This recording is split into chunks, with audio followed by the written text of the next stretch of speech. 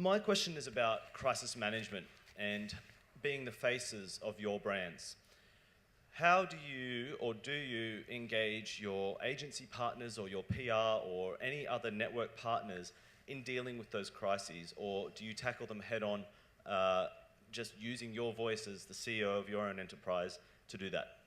I think the best thing to do is to ensure a crisis never happens. That's the first step of crisis management. But one thing that happens very often with me is I like to keep it real, and I get into a bit of banter on Twitter and feed the trolls a bit on there every now and then, and it'll be like, it's just 1 a.m.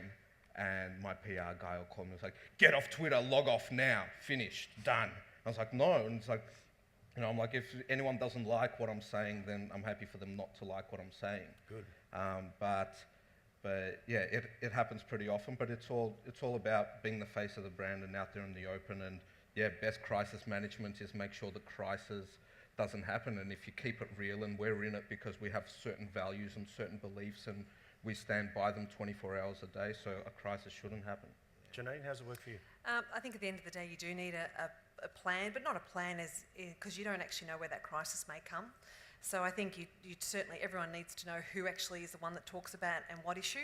And then you need to sit down and go, okay, this is the issue, who is the person that actually responds to this? But I think it's respond timely, honestly, and also people want to know, people actually understand that shit does happen, but it's what you're going to do about it. So really it's that transparently and honestly, and you can see many examples of many companies doing it poorly and some doing it very, very well. But the reality is, sometimes stuff does go wrong, and it's how you deal with it is really where the consumer will go, yep, you're great, or good God, you're shocking. But it's really that everyone having an understanding of who is the one that speaks on it and what is those key messages as well. So I think it's just a plan.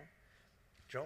Yes, well, in my case, the way Aussie was born, I was always the front person, and I controlled that. I wouldn't, for the first 15 years, I wouldn't let anyone else make any comment to the media, regardless, good, bad, otherwise.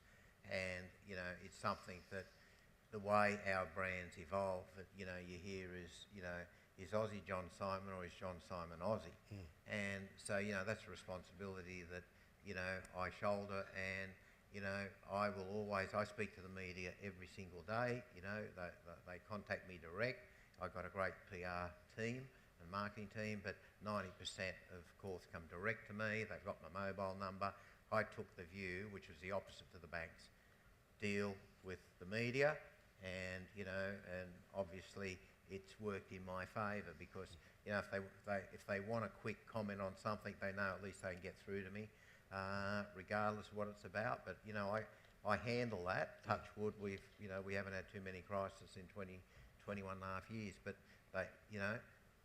Janine's right. Shit happens, and you've got to handle it. You can't shove that off to other people. If you're fronting the brand, and if consumers think Aussie is John Simon's got to come out and make a statement. And if we've stuffed up, I've got to say, I'm sorry, we did stuff up, we'll fix it. Hi, I'm Emily from Colonial First State.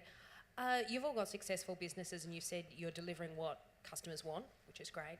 Some of you have been in your advertising, some of you have been more spokespeople for your brands through publicity. I'm wondering what difference you think it has made to your business success having you as the face of the brand. Well, for me, as I said before, it wasn't something that I did intentionally, but it definitely has given a heart and soul to the brand. And I mean, I've been doing this for coming on 23 years now, and I think it's the key reason that I'm still doing it is because there's so much more to the brand than activewear. I mean, we talk about what we do, how we do it, and why we do it. And the most important thing is why you do this. I mean, I'm here because I want to inspire women, and how I do it is through our Move, Nourish, Believe philosophy. And what we do is we make activewear. I mean, it's the least important thing to us now.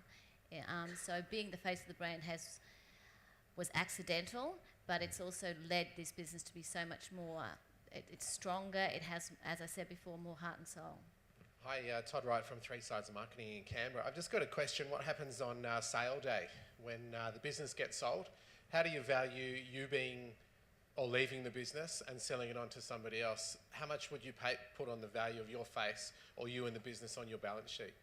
John, I'll throw that to you first. Yes, well, I've gone through a transition over the last 5 years with Commonwealth Bank buying a big estate, and it's quite funny because the first 10 years of Aussie, it was us and Commonwealth Bank like this, and that's why I say never say never. You never know when you've got to cross that bridge. You know, the more you are the face of the brand, it makes it, if ever you start to exit, the deal will be you got to stick around. Now, in my case, with CommBank, and I've still got equity for the next 4 years. Minority, I've gone from 100% down to 67%, now down to 20%. And, you know, no buyer would have come in to buy, notwithstanding how successful our business is, and it's a big annuity business and 1,000 people and all the rest of it. You know, every interested party who ever contacts, I never went out trying to sell any part of my business, and it was always, but you need to stay.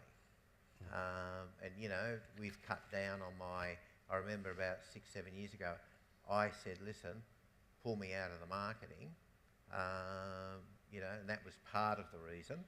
And then, you know, a year, 18 months ago, we thought, listen, we need to give the brand, you know, a boost of energy. And, you know, I came back and, Paul, I found out sex sells, mate.